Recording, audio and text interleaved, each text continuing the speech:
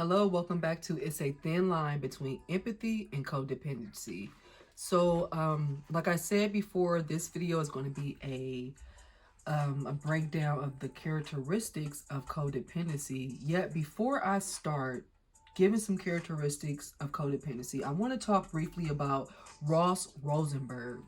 So, this guy, his name, he is a psychotherapist, an educator, an expert witness, a renowned author, and he is all about codependency, no more being that. He takes it very, very serious. I'm not sure if he coined the term, yet he does use the term a lot, and it's called self-love deficiency disorder. And that is the term for codependency. Very, very serious term. What I like about this gentleman is that he does not play about codependency at all. He has a whole YouTube channel, so you need to look him up and really find him because, like I said, he's not playing with codependency. And what I like about him is that he really makes an effort for change. I want to start off before we go into the characteristics of codependency. I just want to start off with a comment that he said, or a statement that he said. He said, I don't like when the term empath is used interchangeably with codependent. Empath, which has its origin in the spiritual and metaphysical world, was never intended to be a replacement term for codependency.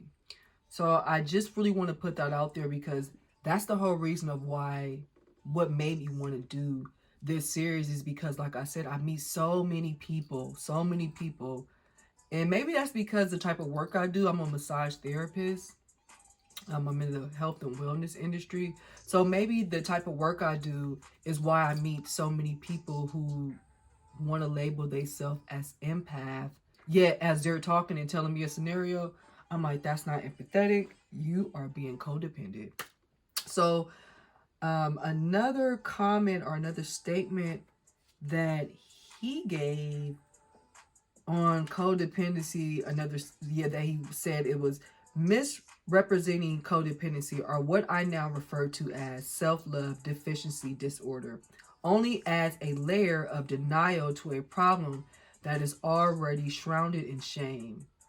In addition, it casts a serious problem in a positive light while perpetrating the myth that self-love deficiency disorder people or codependents are victims instead of willing participants in their dysfunctional relationship with narcissists. This is why I like Mr. Rosenberg because, he's not letting people get away with He's not letting people who are codependent get away with making it seem as though this is their gift from the heavens, this is their gift from the universe, and now they must live their whole life on just trying to be there for other people when other people made an ask for it, or just giving themselves all away. So I just really wanted to start off with Mr. Rosenberg comment and just a little bit about him because he plays a big deal in the word codependency or with the term self-love deficiency disorder. So like I said, look him up on YouTube. I'm going to also put a link, something to some of his articles that I read about. So now back to the characteristics of codependency. So like I said, I got these characteristics out of Melanie B's book, Codependent No More. And I'm going to start off with the first one, caretaking. So everyone's probably like, caretaking, what do you mean? I'm supposed to care for other people, blah, blah, blah, stuff like that, right? So the first one is caretaking, and it states, feelings of anxiety, pity, and guilt when other people have a problem. I've actually had moments of, I've had this characteristic. And so one of the things that I could give an example of with myself with the feeling anxiety, pity, guilt when other people have a problem, it's like, it's not so much of empathy. Like if someone comes to you and tell you something, you feel for them. You're like, damn, I'm sorry that happened. You may even put your arm around them and, leave it at that.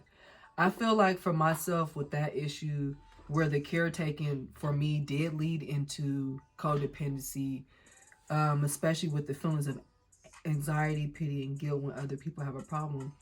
It's like, I've had a friend who have contacted me, told me the problem, and now I physically feel sickness due to them having a problem. It gets to the point where I'm now spending the rest of my day trying to figure out how to make that problem from them go away. When, for one, they didn't even ask me to do any of that. All they did was call and vent. That was it. But because of my supposed empathness, you know, I took that and ran with it and took it as, now it's my problem to solve.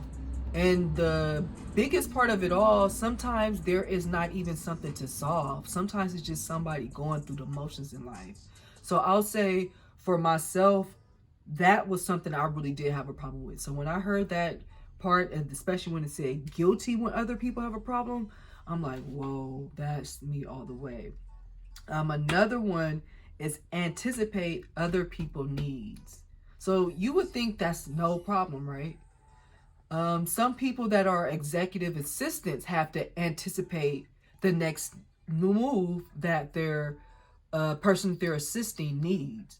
So when I start to think about that, mine will go, for it to cross over into the codependency part, it's more so of doing it to the point where that person doesn't even do what they need to do. They don't even have to do it because you already done it, because you done anticipated it. And on top of that, you need to anticipate it. You need to have done it so you can feel worthy, so you can have that round of applause from that person for you doing it. But here's the kicker when doing stuff like that. People get so used to it, they don't give you a thank you. They don't say, thanks for doing that. And what happens with the codependent person, they keep doing more and more stuff. They keep anticipating more and more things because they're looking for that person to finally give them that praise.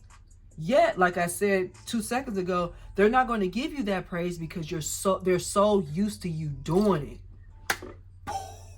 That's the kicker. That's when you know you're in codependency land. So caretaking, feeling anxiety, pity, guilt when others have problems.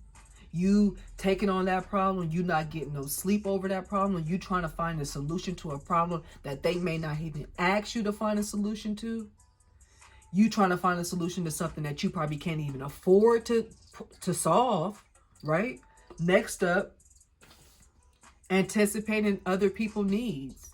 I mean, that's good and all, but when is your limit? Are you doing it so much to the point that person can't even handle their stuff anymore because you've already solved it? You have already handled it. Now they don't even give you a thank you because they're so used to it.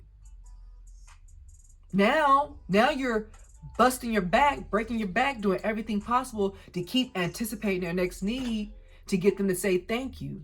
And it still isn't happening. So that is one characteristic of codependency, caretaking. Like I said, have certain intentions, have your boundaries up within yourself. Within yourself to not go above and beyond. So the next video, we're going to talk about the remainder characteristics. And these characteristics are pretty deep. We're going to go a little intel with them. So each video is going to be each characteristic. So the next characteristic we're going to talk about is low self-worth. Very different from low self-esteem. I'll see you guys next video. Stay interdependent, stay independent, and love yourself.